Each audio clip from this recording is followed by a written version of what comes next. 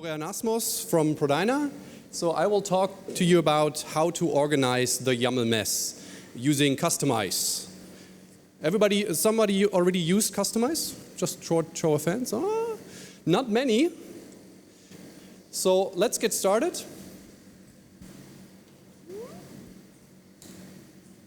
Now the slides won't change.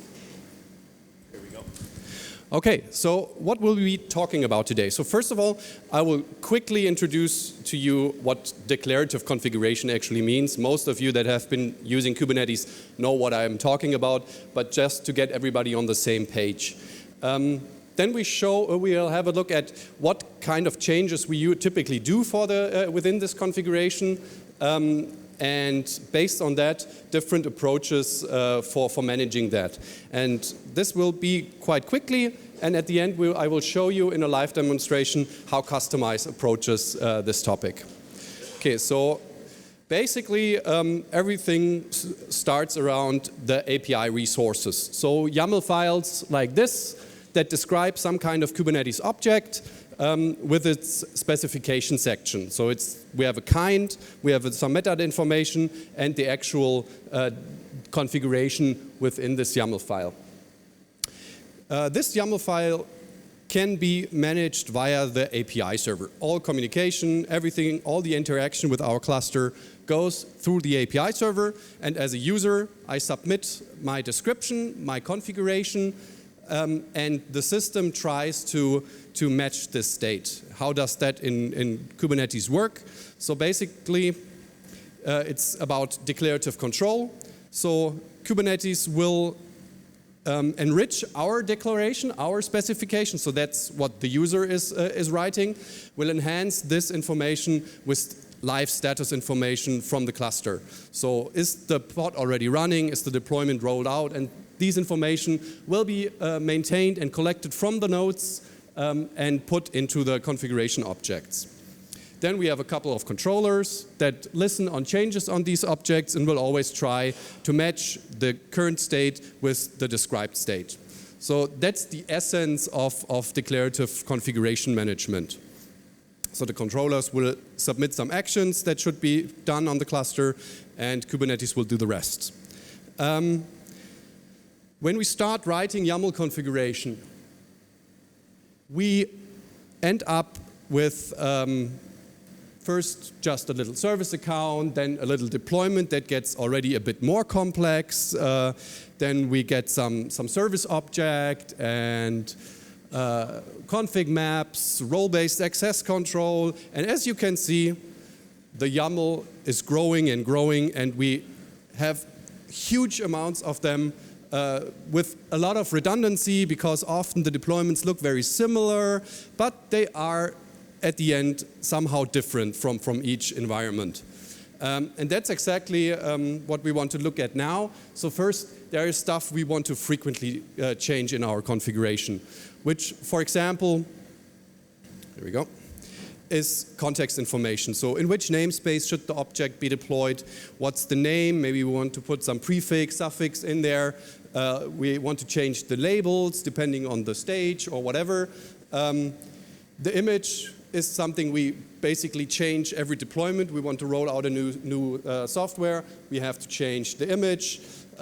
We have application-specific configuration in our config files and secrets, which change quite often, and so on. So there is a lot of stuff we have to change quite frequently. Then there is stuff we change less frequently, but at some point we might need to change it anyways. So for example, probe intervals or rollout strategies also, or something like this. And a lot of environment-specific stuff, so lifecycle hooks for authentication that are different, that have different configurations in each stage, monitoring, and so on. All the endpoints, infrastructure, our production cluster might have dedicated areas we want to run our services on. So we slightly change the same configuration we used in dev for the production system. We need more resources, and so on. So there's a lot of stuff we want to customize in our YAML configuration, and we have to do that in an efficient way, because just copy and pasting doesn't do the trick anymore. So there are different approaches currently floating around. For the easiest one is just I can fork my deployment configurations, just do my changes and rebase with changes. But this is, first of all, I probably have to, will get some merge conflicts, and automating this approach is not really feasible. Then there is the overlay and patching strategy. That's where Kustomize basically is located at. So we have a deployment, and then we only describe the changes we want to do for a specific deployment based using patches of the YAML. Then there is parameterization. Parameterization, usually best example would be Helm. Everybody knows Helm. Helm uses templates. One big issue with using templates is the following. Here we go. You end up with something like this. Pretty much every value you want to customize, or you want to change, or be able to change, you have to put it in the template. You end up with a template where every single value is customized, and then your values YAML is basically a DSL for or your own object specification for your deployment. So this is the major problem the parameterization approach has. So let's get back to the slides. And this problem is not new. Many people have this problem and tried to figure out a solution. And there is a public list available, and if you scroll down, I think we're about at some point they stopped using the name. We're 91 rows in here, so there are a lot of tools floating around which help us in controlling or managing the YAML files. And I want to show you today the approach the Kubernetes SIG CLI developed during the last, I think, 1.5 years or 1 year or something. And it has been included into kubectl by now. So with kubectl 1.14, you can use apply -k, and you will have Kustomize built into kubectl. But it's also available as a separate binary. First of all, it works purely declarative. So we are only dealing with YAML files and overlaying YAML files. Every layer we have in our deployments could be deployed independently and should be valid YAML for Kubernetes. So no templating, or very little templating. We needed it at one point, but it was a design decision. There are basically no variables we inject from the outside. And that's the first thing you will notice when using Kustomize. Where do I put my variables? There are no real variables. So it's template free. You have neat functionality it provides you very easy customization of the most common stuff. For example, for images and the config maps, it has a config map generator. So you just put in the file and say, please make a configuration for me, a config map for me, or the literals, and it will generate the config map for you. You can set annotations and labels for all the objects in a single space, modify the namespace, and so on. So there are a lot of convenience functions for doing the most common stuff. And it's very flexible. It only generates YAML. So there is no deployment mechanism built in. What you usually do is you use Kustomize to render the final deployment YAML and give it to kubectl apply and work with that. So the tools are completely independent, and they are mainly based on the Unix pipe principle. So you generate the content, pipe it forward, and be done with it. And it also encourages management via Git. So if you do it right, you are able to reproduce your exact versions and YAML output every single time, completely versioned with no dependencies into the environment I'm currently running the deployment from. Okay, so this is a lot of theory, but how does it actually work? And if you are interested, everything I'm showing is up on GitHub. So the slides will also be available, so you can just look it up. So now I have to do it one-handed. Let's see. Okay, so I've prepared a little sample service with something many people start with and end up having big trouble. They put the Kubernetes configuration with the service. That doesn't really work because the lifecycle of the configuration is usually completely independent from the lifecycle of the actual software we are developing. So separating it out into a dedicated repository, for example, is a very good idea. So let's do that.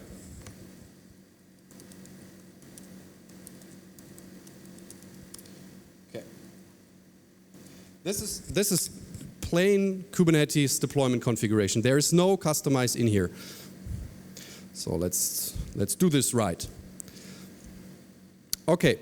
So now I have factored out my deployment into its own repository, which has a couple of advantages. Often we also go that far to have each environment separated in its own Git repository, with probably multiple services within the environment managed in one repo, but per stage, because that's where the permissions lay, who is responsible and who has the permission to do the changes in this stage, changes probably from dev to prod. And also, so the whole life cycle is basically attached to the environment itself, and therefore for me personally, it feels like the right choice to separate environments on Git repo level. So now let's enable this one here for being Kustomize ready. I have prepared something. Oops. I just paste in a Kustomize YAML file. It's structured similar to Kubernetes YAML files. It has a API version. It has a kind, and then I only list the YAML files I want to include in my deployment. And what I can do now is run Kustomize with build, and let's say spaceman deployment, and I will pipe it into this YAML. Here we go. So I have now rendered my YAML file into a single file, as you can see here. Everything, all the separate YAML files up here have now been consolidated into one large YAML file, and it should be completely identical. So that's the only thing you need to do if you want to use Kustomize. Just create the Kustomize YAML and you are ready to go. You have this, currently we have absolutely the same result. In the next step, I will show you a bit of what's happening here. I have to increase the size. So we now can set labels and annotations in here. So let's see. We have something like common labels. And let's say stage is def. Here we go. If I run Kustomize now, can look in my result up here. Every object now has a label stage in here. Easy as that. Every single object. So I reduced the redundancy here, which I had to do to maintain for each object, to a single line in Kustomize.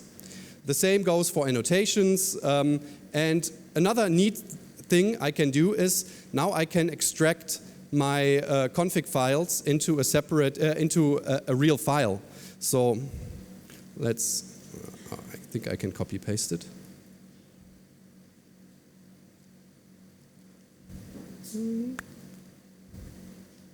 No. So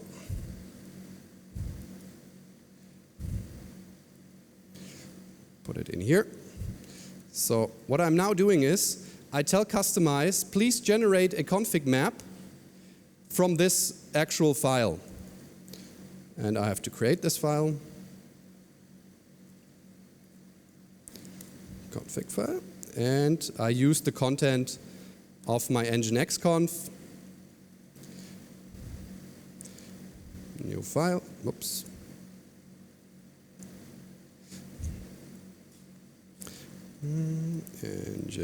nginx-conf. Put the stuff in here. And I'm ready to go. Now I can remove this, this YAML file. And you can see I removed it up here in the resources, and I just tell the the generator, please generate this config map for you. Well,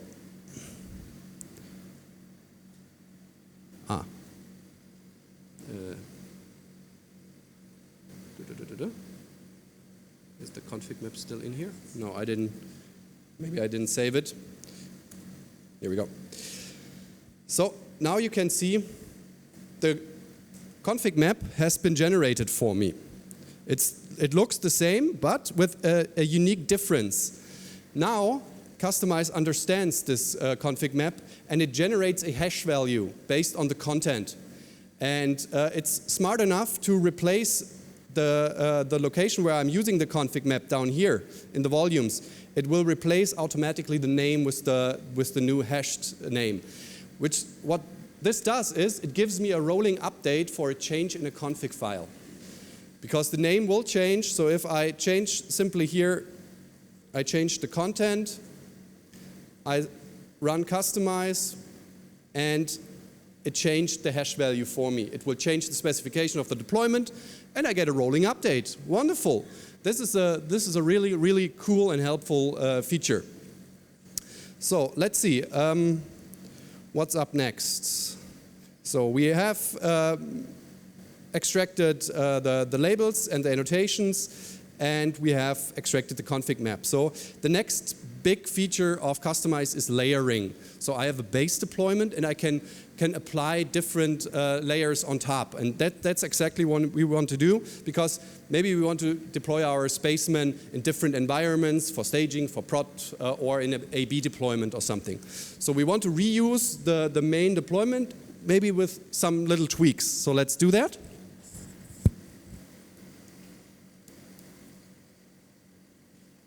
We create a new.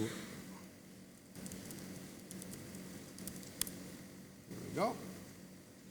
We move everything we have in here just in our base deployment, move it, and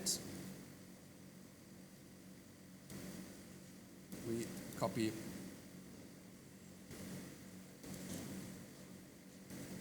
Here we go. So now let's have a look at our Kustomize file. In our actual deployment, it has been reduced to the bare minimum.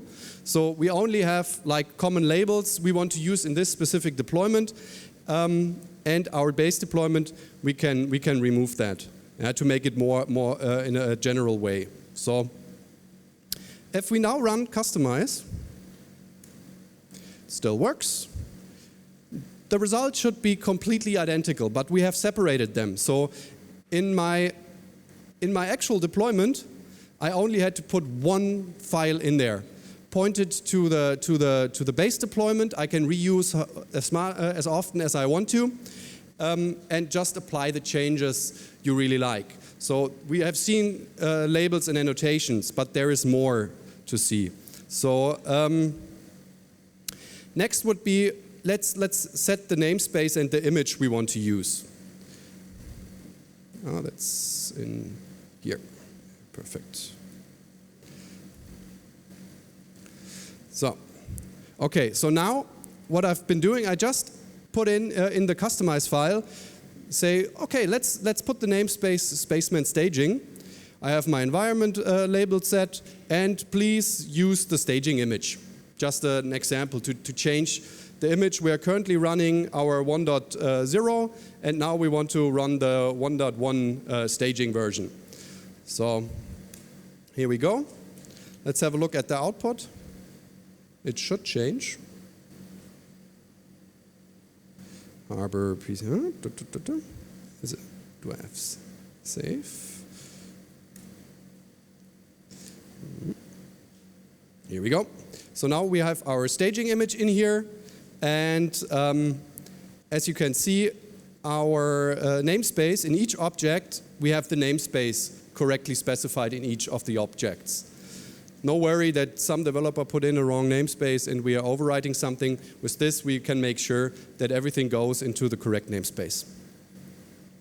Okay, so this was the namespace, and now we want to do some changes that the Kustomize file itself does not support. So in the Kustomize YAML, you have something for the labels and for the namespace and stuff and for the image, but that's it.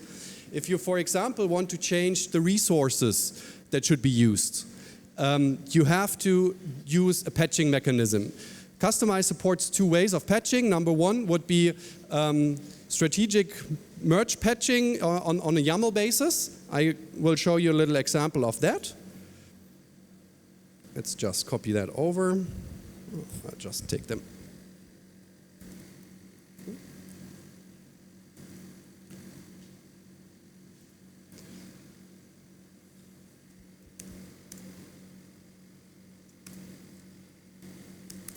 Okay, so how does this patch look like? First of all, you have to basically define the path to the area where you want to change something. So it has to be identifiable by YAML. So first of all, it's an object of type deployment with the name spaceman.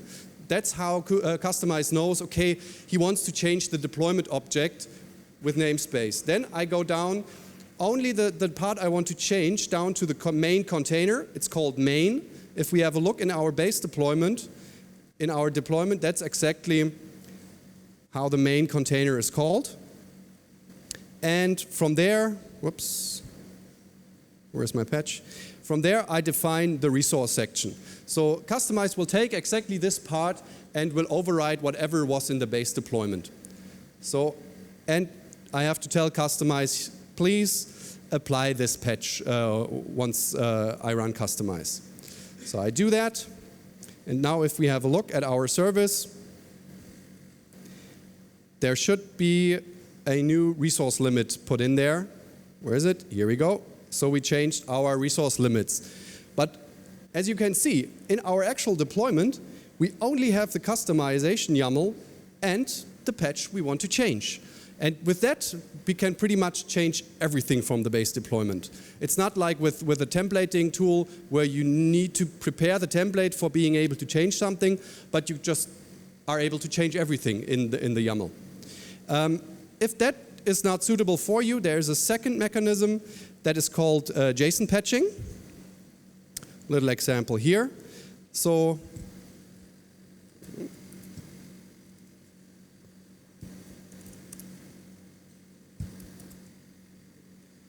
okay, here we go. So the JSON patch looks a bit different. It's standardized, JSON, whatever, some number. And you can define the operation which you want to perform, at which path of the JSON, and what value, for example, you want to add.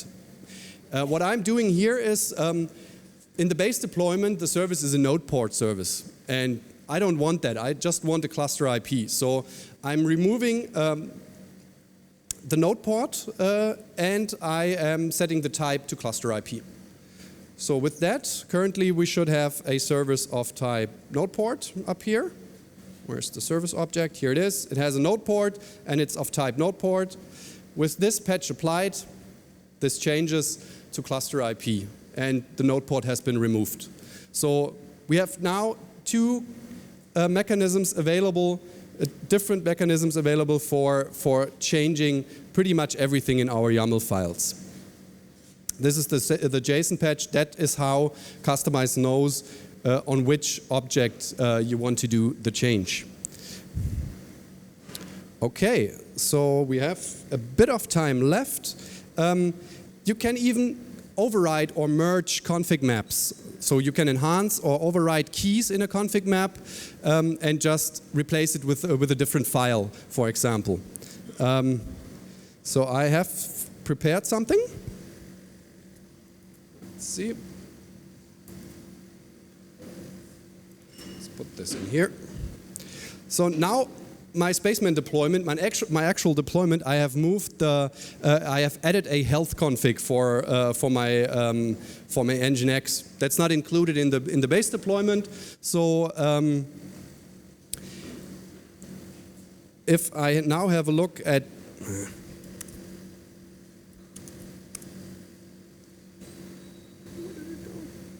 I think I just removed the wrong one. It's not a problem. I just show you here.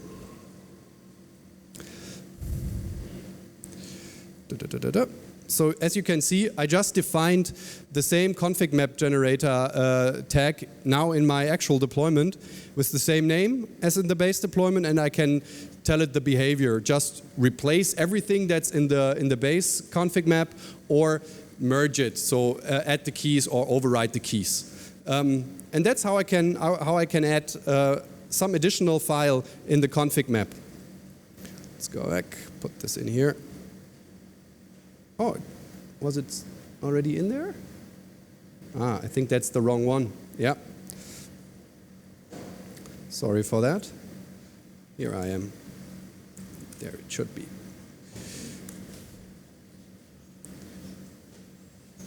Config file, cells config. Okay. Should be done. Ah, sorry for that. I had not saved my base. Here we go. Now it works. Okay, now have a look at the config map. Now you have an additional key in the config map with my health endpoint. Wonderful.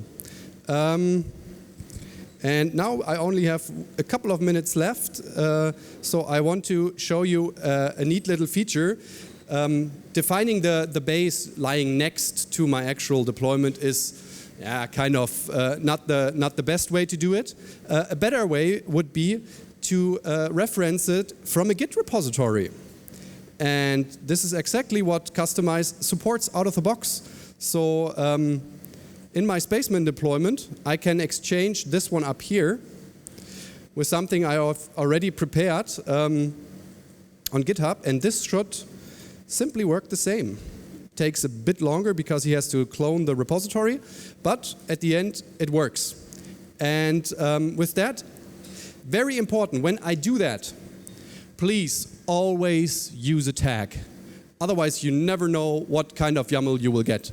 So if you leave away this reference, it will use the default branch and will just clone you the master or something. This is something you don't want. Usually you want a fixed version. If you put it in there, everything is perfectly fine for you. And with that, you can maintain different base deployments, stereotypes of your services. In Git, you can version them, and the developers can simply use these base deployments by including the Git repo with the specific version. That's it. So very easy, very convenient, and the developers have the freedom to basically change whatever they want to. Okay, so I think time is, well, I still have. Then we have some more.